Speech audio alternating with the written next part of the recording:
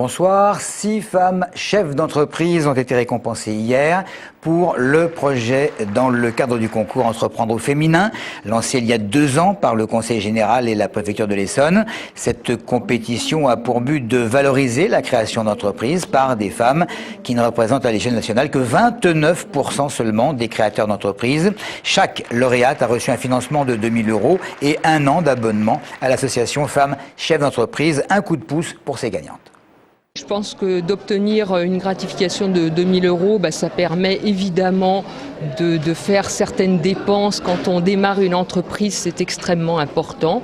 Et puis rentrer dans un réseau aussi important que FCE, c'est aussi essentiel car le travail en réseau est évidemment très important pour les femmes qui démarrent. Alors l'égalité entre femmes et hommes, il est loin d'être respecté, c'est le constat que l'on peut faire en observant le nombre de femmes qui ont un poste à responsabilité dans le domaine de la fonction publique. Même bilan pour remédier à ces inégalités. Un colloque était organisé aujourd'hui à Draveil, justement dans le but de proposer des pistes de travail. Claire Colombel. 60% des personnes travaillant dans la fonction publique sont des femmes, mais moins de 20% des postes à haute responsabilité sont occupés par ces dernières. Jean Jetron, secrétaire d'État chargé de la fonction publique, trouve ce constat choquant. Dans la mesure où la fonction publique est accessible par concours, où les concours assurent la parfaite neutralité d'entrée dans la fonction publique, où ensuite on constate que le nombre de femmes est supérieur au nombre d'hommes, on ne peut que se choquer d'une telle différence entre l'entrée et le développement de la carrière des fonctionnaires femmes.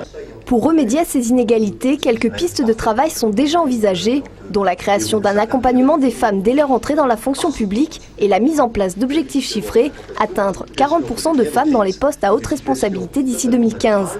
Lors de cette journée, d'autres solutions ont été évoquées pour réduire les écarts de carrière et de salaire entre les deux sexes. L'éducation des enfants est d'abord sensibiliser nos personnels au fait qu'on reproduit, parce qu'on a été probablement élevé comme ça, on reproduit des schémas qui font qu'on a des stéréotypes dans la tête sur les rôles que doivent jouer les filles, les rôles que doivent jouer les garçons plus tard. Donc les dinettes et le ballet pour la petite fille et puis les voitures pour le garçon. Certaines collectivités locales du département s'engagent déjà pour lutter contre les inégalités, notamment en signant la charte de l'égalité des hommes et des femmes dans la vie locale.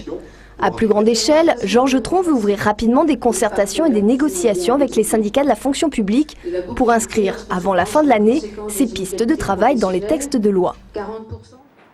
À Saint-Michel-sur-Orge, à présent, quelques 200 caravanes se sont installées il y a quelques jours dans un champ qui jouxte le gymnase d'un lycée. Conséquence, la salle de sport est fermée. Les lycéens doivent et devront passer leur bac sport sur un plateau extérieur. Les maires de Saint-Michel-sur-Orge et de Sainte-Geneviève-des-Bois évoquent des problèmes de sécurité côté caravanes, occupant des caravanes. C'est l'absence de place et de manque de volonté des élus qui sont soulignés. Et quand on dit qu'on est 150-200 caravanes, c'est l'affolement directement dans la municipalité. Le maire, les adjoints, les élus, dès qu'on fait des demandes, moi j'ai pas mal de demandes écrites par courrier avec accusé de réception et on me dit on cherche, mais j'ai jamais de coup de fil, on me rappelle jamais, on me donne jamais une réponse favorable. Il y a des lieux pour pouvoir se balader à 300 et pour pouvoir s'installer, mais sûrement pas au bord de la Francilienne, en risquant des accidents, en bouchant une voie cyclable, en roulant sur une voie cyclable où il y a des milliers d'enfants qui passent tous les jours et en faisant en sorte, si vous voulez, que l'ensemble du quartier aujourd'hui est quasiment bloqué, quoi. Olivier Léonard, le maire de Sainte-Geneviève-des-Bois, images et témoignages recueillis par Florent Nissa et Grégoire Malvaux. La 7e journée internationale de lutte contre l'homophobie, c'est pas gagné pour l'égalité homo-hétéro. De plus en plus d'actes homophobes dénoncent les associations et divers mouvements. Le 9 juin prochain, il faut savoir que les députés vont examiner une proposition de loi socialiste sur le mariage homosexuel il y a 3 mois. Je rappelle que le Conseil constitutionnel avait estimé que c'était au législatif de statuer. Cela dit, nous avons envoyé une équipe demander à quelques Essonniens leurs sentiments sur l'homophobie. Dire qu'on est tous des êtres humains et quelle que soit notre appartenance sexuelle ou même raciale, on est tous les mêmes. Et tolérer déjà ? Que peut-être on fasse plus de choses pour eux, comme accepter déjà l'adoption et le mariage. Ils ont le droit de s'aimer comme tout le monde. Même si c'est 2 femmes ou 2 hommes, c'est pas grave. Leur expliquer qu'en fait c'est quand même pas quelque chose de naturel et essayer de discuter avec eux pour trouver des solutions, mais pas dans le sens de leur penchant, plutôt dans le sens qui correspondrait à plus de comment dirais-je, plus de normalité entre guillemets quand même. Ça me paraît dingue même d'imaginer que l'homophobie puisse encore persister, quoi. Et mariage c'est entre des cercles différents et homosexualité je suis contre, j'ai été contre et je resterai contre. C'est eux-mêmes déjà qui devraient soi-même corriger ça. Que tout le monde soit homo. Comme ça il n'y a plus de problème.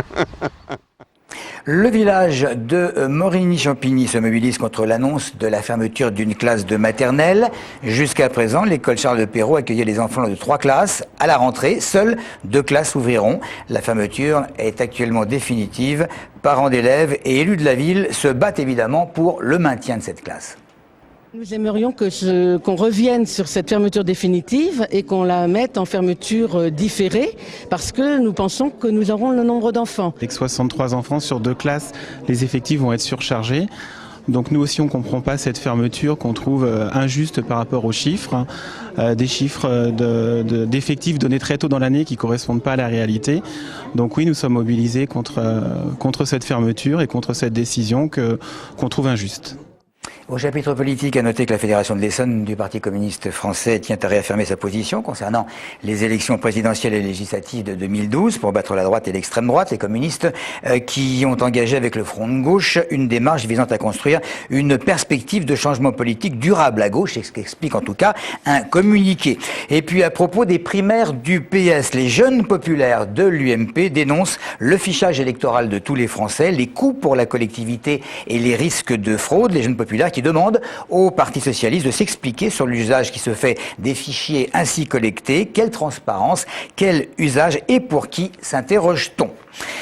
Une enquête en cours à la suite de la plainte déposée par l'épouse d'un homme décédé en fin de semaine à l'hôpital Louise Michel d'Évrécourt-Couronne. L'épouse estime que l'équipe médicale n'a pas pris en compte les informations qu'elle avait fournies avant une intervention chirurgicale. Enfin, une yourte installée au cœur du quartier des résidences à Fleury-Mérogis jusqu'au 22 mai. C'est à l'initiative des frères Kazamarov, une compagnie essonnienne qui pendant 1 an a parcouru plusieurs milliers de kilomètres à travers la Hongrie, la Serbie, la Roumanie, l'Ukraine, la Mongolie. Autour de la yourte, il y aura évidemment jusqu'au 22 des repas, des ateliers, des expos photos, des spectacles et évidemment des récits de voyage. L'idée, c'est que pendant toute la semaine, il va y avoir des activités autour de la yourte. Des associations vont venir pour faire des choses à l'intérieur de la yourte. Ce soir, il y a un repas de quartier qui permet justement d'intégrer la yourte dans le quartier, de montrer pourquoi on l'a installée, d'expliquer comment on construit une yourte, pour montrer aussi qu'il peut y avoir d'autres habitats faisables. C'est tout un échange.